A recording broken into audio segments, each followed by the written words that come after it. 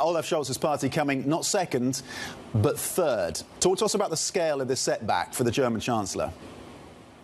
Yeah, Tom, once again, the French may be stealing the thunder with that snap election vote, but we remind everybody the sort of importance of Germany here with with 96, 97 seats. That's the biggest number of seats in the EU Parliament.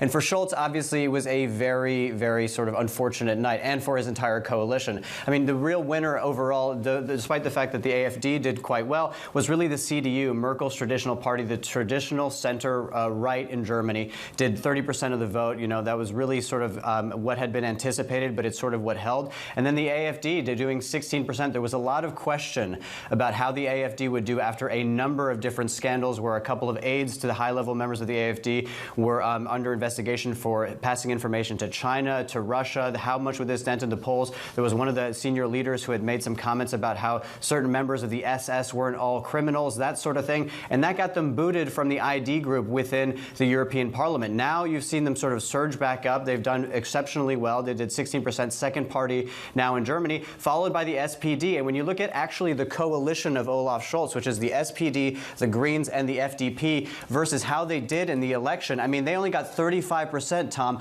of the vote in the European election. They did 50%, obviously, last time around when they had the national election in Germany in order to get elected. So as far as a referendum on national politics goes, this is absolutely scathing for Scholz and his party members.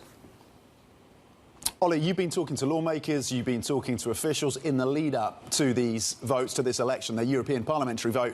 What is your sense right now, as we see the results come through, of the wider implications across this bloc? So listen, Tom, there were a lot of questions about how far the sort of swing right was going to go, and I think that overall what you saw last night was that the center really did hold. The center right, actually, in terms of seats, the EPP, they did the greatest number net of seats. So the Ursula von der Leyen's party got 14 additional seats. That makes them by far the biggest group within Parliament.